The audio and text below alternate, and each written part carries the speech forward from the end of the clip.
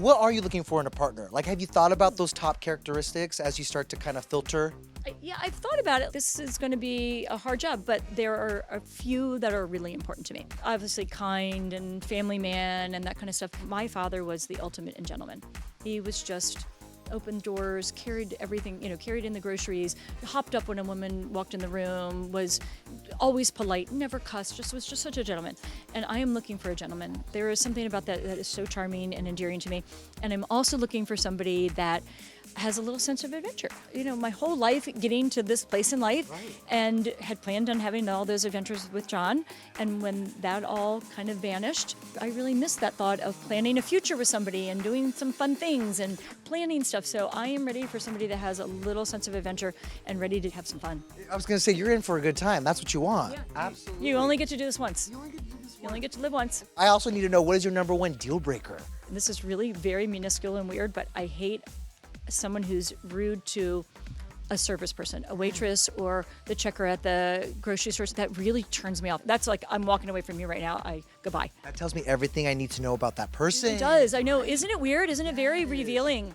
Yeah, you need to be nice to everyone. Be kind. Just be kind. It's not that hard. Obviously, you're not going to go to any checkout stands during this, but see how they interact with producers and everyone behind the scenes. Yeah, because like dating out in the wild is very different than dating here. Absolutely. So it's going to be hard to like have those things revealed. Yes. Like that's going to be a little bit more difficult, but I'm going to be watching out. If you had to pick one celebrity that kind of embodies what you're looking for, who would it be? I have two guys that I think, oh my God, are beautiful. I love Rob Lowe. I think he's so freaking handsome and he's funny and he's a great actor. And I was actually an extra in a movie that he was in. So I met him in person and I've loved him since I was 21 years old. What movie? Oh, I was in St. Elmo's Fire. You can see me like in split seconds as an extra. We all just learned that for the first time. Okay, well, surprise. I love it. I know. And then I love Kevin Costner. Since Yellowstone, I just think he is like the rugged, sexy guy. Opposite of Rob Lowe, who's kind of polished, and he is so darn handsome. You know what I love about those choices? Both Rob and Kevin have a thing for blondes, is all I'm going to say. They love blondes. Come on. We have a whole mansion. Now, you're going to love this. When we spoke to Joey's fiance, Kelsey, she was saying that she was trying to get her dad to join the show because she thinks that you two would actually get along pretty well. I think Joan has a really great story. She's also a widow. We have maybe talked about that. Have you? Yes, we have. Have you talked to Mark himself? I have not talked to I've never talked to Mark, never met him. But she was in New York when they did the upfronts when I was announced. Okay. And she made like a little funny comment. She'd had a couple drinks and so had I, right after the announcement. And she said, you could be my stepmom one day. She said that to me too. I think it's so funny. What would you think if Mark popped up this season out of nowhere to the mansion? I think he was a really sweet man. He was handsome. Okay. He was a family kind of guy. He lost his spouse. I think we have a lot in common. I don't doubt that we could have maybe a little spark. I'm hoping so. At the time of this interview, we don't know the men vying for your heart, so Mark could be one of them. I don't know. I have no idea. When he steps out I don't of the either. limousine, I'm going to be happy if he steps out of the limousine. I'm Joan, and I'm your first Golden Bachelorette. Well, here we are. I mean, do you remember this place or what? I know you were only here a week last time. I know I was only here a week, but I remember it like it was yesterday. It really feels like it was yesterday, and looks exactly the same. And we have another beautiful day at the mansion. Very gorgeous day, and just a few hours from now, you're beginning your whole journey. I mean, can you believe it? How are you feeling? I can't believe it's finally here. I've been like thinking about this moment like for months now, and I woke up this morning. I was like, oh my God, it's happening! Yeah. Like the day is finally here. I can't believe it. Take us back. When did you find out that you were going to be the first ever Golden Bachelorette? It was in April. Okay. And they called me. They were filming Jen's season. So Jesse Palmer zoomed me, and I thought, isn't that weird that Jesse zoomed me? And I'm like, okay, something's going on here. And then he goes, hope you have some time this summer because you are the first ever Golden Bachelorette. It was crazy. And your reaction was? Screamed, of course. So wait, was it an immediate yes, or was there any hesitation? Did you have to sleep on it? I didn't have to think about it for 1 second because I thought about it long before when they first said that they were considering me. Like I had a long time to think about it, and I even talked to my family about it and to make sure that they were okay with it because, I went from being like one of a lot of people to being the one, and like this is a little scarier for them too. Puts us all in a much bigger public spotlight, and they were all wonderful about it, and they wanted me to do it. Maybe a little embarrassed, worried that I'm going to kiss somebody on TV.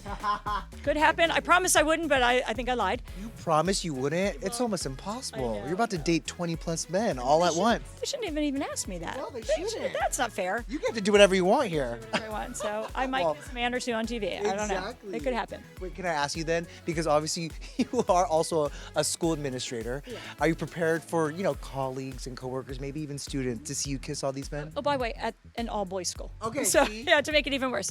Yeah, I mean, it's going to happen, and I'm going to probably be, get a lot of ridicule, and people are going to make a lot of fun of me when I go back to work. But it is, I signed up for this, and I don't care. Now, is there added pressure knowing that you're the first to do this, the first ever Golden Bachelorette? Yeah, because I even think back to Trista, the first ever Bachelorette, and she's an icon. I mean, she's the OG. Yeah. So I don't know if I'm ever gonna be revered like hers. I mean, her love story was perfect. She has a lovely family. She has a beautiful husband. She has adorable kids. She is the perfect end to this journey. So I hope I have an epic end like she did, but it's a lot of pressure. It's a lot of pressure, but you also have an amazing story. I mean, we first fell in love with you on Gary's season. We learned that you and your husband were married for 32 years. That's no small feat. What would he think of you doing this, and signing up to be the Golden Bachelorette? Well, I thought a lot about that. Before I was ever on the Golden Bachelor, I kind of had those feelings already, or those thoughts. And I had a conversation with a friend of mine, and I was like, God, I have the offer to be on it, and I'm a little afraid that is not honoring his memory by doing this. I'm betraying him in some way. Obviously, I'm not, but I had that feeling for some reason. And she said, "You are nuts." She goes, "He would have loved this," and he would have. He loved reality TV. He was dive in with both feet to anything you do. And I do think that he would. I think he's up there going, "Look, that's my wife down there. She's doing this." And I feel like he maybe had a little hand in me actually getting here. Honestly, I think. And he told me right before he passed away, he said, "You need to go out and find somebody else. You were the best wife in the world, and I want you to be happy." So he gave me this wonderful gift before he died, and he said, "Go and do something." And so when he said do something, here I am. And here you are. And I mean, not for nothing, but your journey on Gary's season abruptly ended because of a personal family matter. As much as I don't want to leave, and I don't want to leave our journey, I gotta be a parent, and I gotta go home to my kids. I'm sure you'd even think that you would be coming back here, let alone be the lead. I so thought that I was going to be like that girl who left, nobody remembers. I truly believe that was going to be the outcome. Yeah. And I really was sad about that, honestly, because I loved being here. I think the process works. I was sad when I had to leave. So having the opportunity to come back and people actually remembered me a little bit. I mean, I think the story about a family resonates with so many people. And so a lot of people related to that. And then I got so many messages about when I had said that I felt invisible. As you get older, you feel invisible. Yes. And I said that in the limo as I was leaving the house. I didn't think anybody in the world felt that way. I thought it was just me, and I was just talking. And it resonated with that. Resonated with people. So I think maybe a couple of the feelings that I, had, that I was, maybe a good mom, and that, I didn't feel great about myself, or things that a lot of people feel. And so, my story gets to get told. I don't know. I just got lucky, honestly.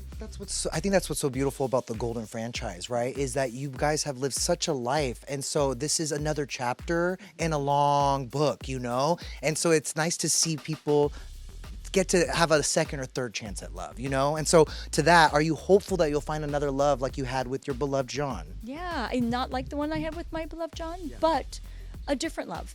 And I'm hopeful, and I don't have any idea what it looks like, honestly, but I believe that it's possible. And that took a long time for me to get to that place. So I am so happy I am at that place, and I just wonder what it's going to be. I hope it's going to be in this house. Now, did you get any advice from Gary? Because obviously he's been through this as the first Golden Bachelor, and you guys made a connection, are good friends now. What advice did he give you? He did give me advice. We had a really long conversation, maybe a 2-hour long conversation. We talk, fairly often. Sure. We text all the time. He's a very, very good friend, and he did this so well. Yeah. He kind of created the roadmap that we have now. I was gonna say, there's no rule book either. There's no rule book, and he kind of wrote it a little bit. Sure.